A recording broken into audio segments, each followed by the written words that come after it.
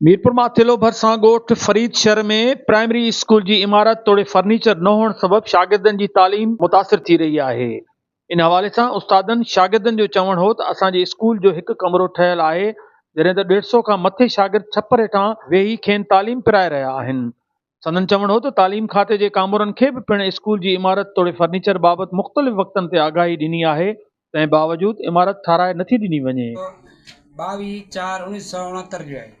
ठीक है, असांजा ॾाढा हुया अॻे दौर के हिसाब से थी सघे कंहिंजे हुकूमत में आयो आहे असांखे ख़बर न इल्मु न जेको असां स्टार्टिंग में कमु हलंदो रहियो आहे ऐं तक़रीबन 69 खां वठी 22/4/1969 खां ॿुधाए असां हिते तक़रीबन सम्झ 5 साल थिया आहियूं। अॻ में सभु कुझु ॿाहिरि हुयो, मास्तर मंज़ूर हुयो, उन खां बाद में ॿियो मास्तर भाउ अमीन हुयो, उहो बि फौत थी वियो, मास्तर मंज़ूर भाउ उहो बि फौत थी वियो।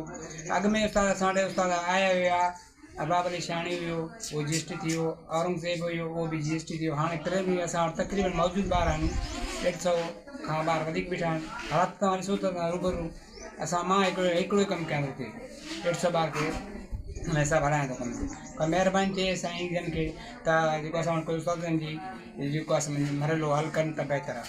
असां कुझु मजबूर बि आहियूं, ॿाहिरि जा आहियूं, कुझु इहा का महिरबानी थिए त बहितर आहे।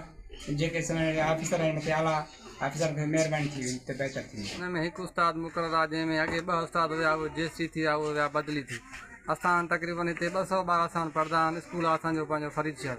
असां तक़रीबन सरदार शाह खे अपील कयूं था, मुराद अली शाह खे असांखे बराए महिरबानी उस्ताद ॾिना वञनि। असां मीरपुर बि विया आहियूं, ॾेरकी बि विया आहियूं। तक़रीबन असां 15 चकर पंध कया आहिनि। असांखे चवंदा अॼु उस्ताद न आहे, सुभाणे आहे, सुभाणे न आहे, ॿिए ॾींहुं आहे।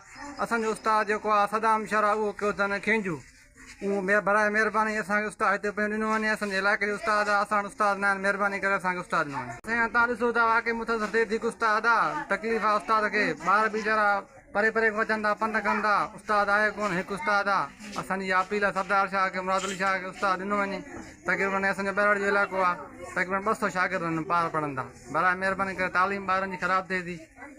इहा असांजी अपील आहे सरदार शाह खे, मुराद अली शाह खे।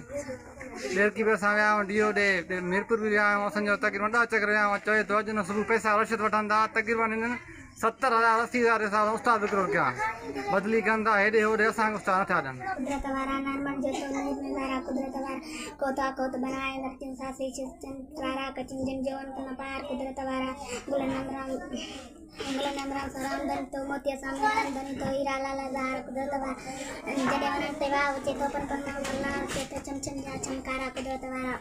8वीं क्लास में पढ़ा तो फरीद शहर स्कूल में। असांजे स्कूल में हिकु उस्ताद आहे अहमद बख्श, जेको असांखे पढ़ाए थो तालीम ॾे। ऐं असांजे स्कूल में जेको आहे उस्ताद बि न आहिनि, ऐं असांजे उस्ताद न आहिनि, जंहिंमें 150 ॿार आहे जेको आहे स्कूल में तालीम थो करे। ऐं तालीम खां ॿार असांजा महिरूम थी विया आहिनि, ऐं उस्ताद बि स्कूल में असांखे न आहिनि। असांजे स्कूल में उस्ताद ई न आहिनि, ऐं जेको आहे 200 ॿार बि आहिनि, जेको आहे ॿार बि जेको आहे हाणे घणा तालीम निकिरी चुका आहिनि।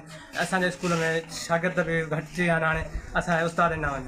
उन्होंने सिंध के वॾे वज़ीर सईद मुराद अली शाह तालीम खाते के सूबाई वज़ीर के अपील कई है तो इमारत और फर्नीचर की सहूलत फराम कई वञे। कैमरामैन टीम सां गॾु अशरफ बुखारी, मीरपुर माथेलो।